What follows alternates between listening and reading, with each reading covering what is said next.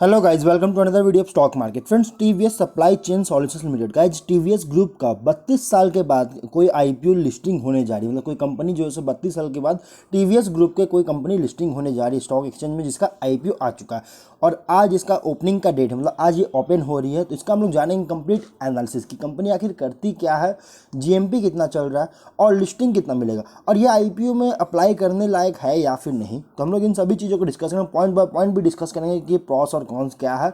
चलिए friends, video start करते हैं। तो गाइस, ये जो आईपीओ है, ये आईपीओ का नाम है TVS supply chain solutions limited और ये 10 अगस्त आज के दिन ओपन होने जा रही है। 14 अगस्त को क्लोज कर दिया जाएगा। कंपनी के बारे में बात करें तो टीवीएस सप्लाई चेन सॉल्यूशंस जो है ना, ये सप्लाई चेन मैनेजमेंट सर्विसेज जो कि इंटरनेशनल ऑर्गेनाइजेशंस, गवर्नमेंट और डिपार्टमेंट्स और large and medium sized businesses को सप्लाई करती है, मतलब प्रोवाइड करता है। टीवीएस एससीएस जो मतलब कि सप्लाई सॉल्यूशन जो है, इसका मतलब कि सप्लाई चेन सॉल्यूशंस, ये दो सेगमेंट पे अपने सर्विसेज ऑफर कर रही है। पहला है integrated supply chain solutions ICS और दूसरा है नेटवर्क सॉल्यूशंस जो कि एनएस। इन दो सेगमेंट में कंपनी जो है सो सर्विस ऑफर कर रहा है।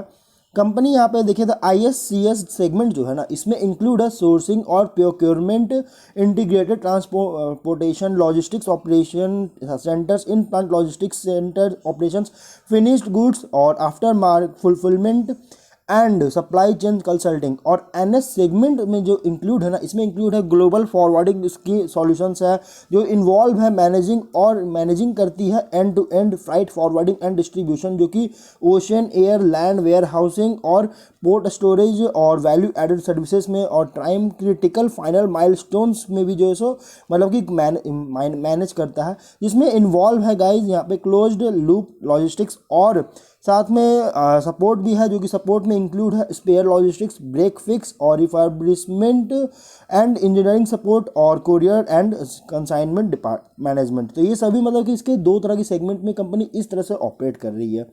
यहाँ पे टीवीएस की जो एससीएस है, ये सप्लाई चेन सॉल्यूशन जो प्रोवाइड कर रही है अराउंड 10,531 एंड 8115 कस्टमर्स को फिजिकल 22 और 9 मंथ्स 23 में यहाँ पे मतलब कि कर रही है। मतलब कि 9/22 में फिनेंशियल 22 में 10,531 से भी ज़्यादा कस्टमर्स को जो है सो यहाँ पे सप्लाई चेन सॉल्यूशंस प्रोवाइड कर चुका है। और मतलब कि अप्रैल से दिसंबर 2022 तक 8115 कस्टमर्स को जो है सो यहाँ पे सप्लाई कर चुकी है। और इसके बाद यहाँ पे देखिएगा तो 1044 कस्टमर्स को भी जो है यहाँ पे 2022 में भी ग्लोबल लेवल पे सप्लाई कर चुका है। और मतलब कि 22 में और 733 कस्टमर्स को 9 मंथ्स में जो है सो सप्लाई कर चुका है ग्लोबल लेवल पे। और इसी सेम पीरियड में इंडिया में भी यहाँ पे सप्लाई किया है। और दिसंबर 2022 में अगर देखिएगा तो कंपनी का ग्लोबल कस्टमर्स जो है 72 फॉर्च्यून ग्लोबल 500 2022 कंपनीज में भी इंक्लूड था, जो कि इंडियन कस्टमर्स में भी इंक्लूड था गाइस 25 फॉर्च्यून ग्लोबल 500 2022 कंपनीज, मतलब कि 25 इंडियन कंपनीज जैसे इंक्लूड था। कंपनी के क्लाइंट लिस्ट अगर देखिएगा तो यहाँ पे कंपनीज है जैसे ऑटोमोटिव है, defence, engineering, FMCG, rail, FMCG और यूटिलिटीज़ है, e commerce, health care industries. और जैसे ये सभी मतलब कि इस इंडस्ट्रीज से इसकी कंपनी मतलब कि क्लाइंट लिस्ट है, ये सभी कंपनी जैसे क्लाइंट लिस्ट है। और इसमें से ज़्यादातर नाम है Sony India private limited, Hyundai motor India limited, Johnson control सेताकी air conditioning India limited, Ashok Leyland limited, TVS motor company limited, Diebold Nixdorf और TVS Trichakra limited, Lexmark international technology सर्ल और Varta micro battery private limited, Daimler India commercial vehicles private limited, Hero motor corp limited, Modi care limited, Panasonic life solutions India private limited, Dennis Eagle limited, electricity north west India limited, Yamaha motor India private limited और टॉरट electric Europe, ऐसे और ये सभी जैसे उसके clients हैं। अब तक सप्लाई चेन जो है इसका जो सॉल्यूशन जो है ना, ये अराउंड 299 करोड़ तक का इनकम जो है टोटल इनकम रजिस्टर कर चुका है 2022 के फिनेंशियल में। अगर हम इसके फिनेंशियल्स को देखेंगे गाइस तो 20 में रेवेन्यू था 6792 करोड़ का रेवेन्यू, प्रॉफिट था, लॉसेस देखने को मिला था 248 करोड़ का। वहीं 21 में 6999 करोड़ का रेवेन्यू था और लॉसेस था 76 करोड़ का। 22 में 9299 करोड़ का रेवेन्यू था और 45 करोड़ का लॉसेस था। 23 में 10,311 करोड़ का रेवेन्यू था और प्रॉफिट था 41 करोड़ का।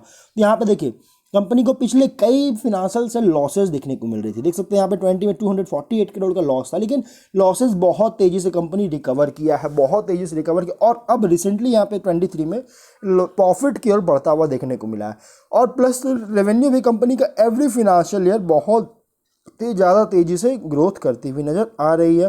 कंपनी के प्रोमोटर है TVS mobility private limited, TS Rajam rubbers private limited और Dhin Ram mobility solutions private limited इस कंपनी के प्रोमोटर्स है। प्री इशू होल्डिंग 46.65% का है और पोस्ट इशू 41.6% की होल्डिंग्स देखने को मिल जाएगी। ऑब्जेक्टिव क्या है यहाँ पे देखिए, लोन कंपनी पर है 1989 करोड़ का।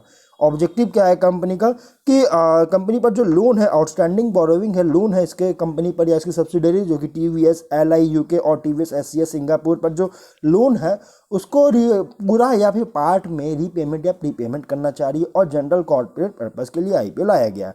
मतलब कि टीवीएस ग्रुप का ही एक लीगेसी कंसिडर किया जा रहा है इस आईपीओ को।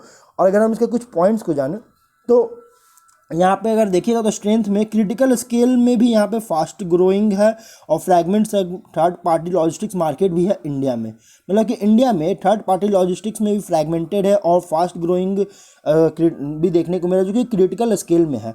और यहाँ पे लीडरशिप भी बना के रखा है एंड टू एंड सॉल्यूशन जो कि इनेबल किया जाता है डोमेन एक्सपर्टाइज के द्वारा, ग्लोबल मार्केट नेटवर्क के द्वारा और नॉलेज बेस के द्वारा। Robust in house technology differentiation है, रेसिलियंट बिजनेस मॉडल है, मतलब और यहाँ लगभग जो है multiple drivers of profitable growth है। मतलब कि प्रॉफिट के लिए बहुत सारे, सिर्फ एक पर डिपेंडेंट नहीं बल्कि बहुत सारे मतलब कि डाइवर्सिफाइड पर डिपेंडेंट है। और रेसिलियंट बिजनेस मॉडल भी है इस कंपनी का, लेकिन रिस्क भी है। रिस्क क्या कि अनरिलायबल और अनसेटिस्फैक्ट्री सर्विसेज प्रोवाइड किया गया है नेटवर्क पार्टनर्स की तरफ से और अदर थर्ड पार्टीज की तरफ से। और ये रिलेशनशिप जो है ना उनके साथ रिलेशनशिप जो बनाना होता है, मेंटेन करना होता है, वो भी फेलियर हो सकती है। तो इसके कारण का इसके बिजनेस को डिस्टर्ब कर सकता है, मतलब कि बिजनेस को, मतलब कि ऑपरेशन को जो है थोड़ा सा इम्पैक्ट कर सकता है, डिस्टर्ब कर सकता है। बहुत ज़्यादा रिलायंट है टेक्नोलॉजी इंफ्रास्ट्रक्चर और सॉफ्टवेयर सूट पर ऑपरेशंस के लिए।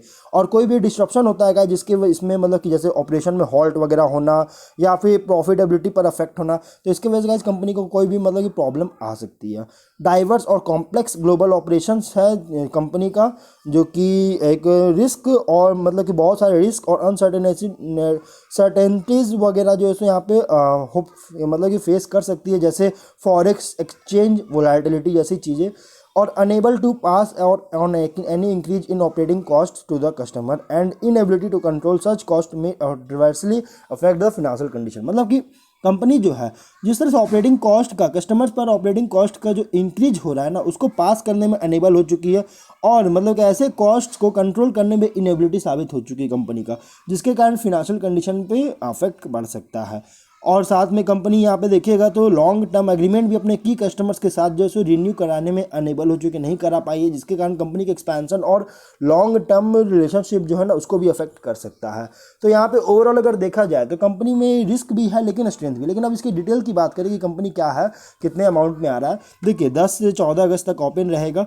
₹1 का फेस वैल्यू, 187 to 197 रुपीज़ पर शेयर की प्राइस बैंड, 76 शेयर्स की लॉट साइज, 880 करोड़ का इशू साइज है जिसमें से 600 करोड़ का फ्रेश इशू और 280 करोड़ का ऑफर फॉर सेल है। Book built issue IPO NSE BSE दोनों में लिस्टेड होगा और 23 अगस्त का डेट रखा गया है। अमाउंट 14,972 रुपीज़ का मिनिमम अमाउंट पे करना होगा। कंपनी के यहाँ पे देखिएगा तो एक ओवरऑल अगर देखा जाए तो गाइस देखिए टीवीएस ग्रुप का अब तक जितना भी जो स्टॉक एक्सचेंज पिछली बार लिस्टेड हुआ था उसमें से टीवीएस ग्रुप का भी सबसे 32 साल के बाद 32 साल के गैप के बाद एक आईपीओ आया है टीवीएस ग्रुप का, जो कि कह सकते हैं कि एक तरह से अच्छा परफॉर्म करने के चांसेस है। और मतलब कि ये सप्लाई चेन सॉल्यूशन सेगमेंट में भी कंपनी जैसे एक लीडरशिप मेंटेन कर रखी है, जिसके जो कि यहाँ पे इंडिकेट कर रहा है इसके फिनेंशियल ट्रैक रिकॉर्ड्स के अकॉर्डिंग, क्योंकि कंपनी को लॉस हुआ था 20 में और जिस तरह से कंपनी ग्रो किया है एवरी फिनेंशियल जिस तरह से ग्रो किया है, तो कह सकते हैं कि कंपनी एक लीडरशिप जो है सो मेंटेन कर रही है। तो इसलिए अगर आप इसमें मीडियम टू लॉन्ग टर्म के लिए अप्लाई करने का सोच रहे, क्योंकि देखिए प्राइस जो थोड़ा सा प्राइस ज़्यादा है, लेकिन टीवीएस ग्रुप का कंपनी है, तो टीवीएस मोटर वगैरह जो कंपनी चल रही है जिस तरह से परफॉर्म कर रही है ना, उसके अकॉर्डिंग चांसेस है कि इसमें परफॉर्म अच्छी हो सकती है, इन्वेस्टर्स को अट्रैक्ट कर सकता है।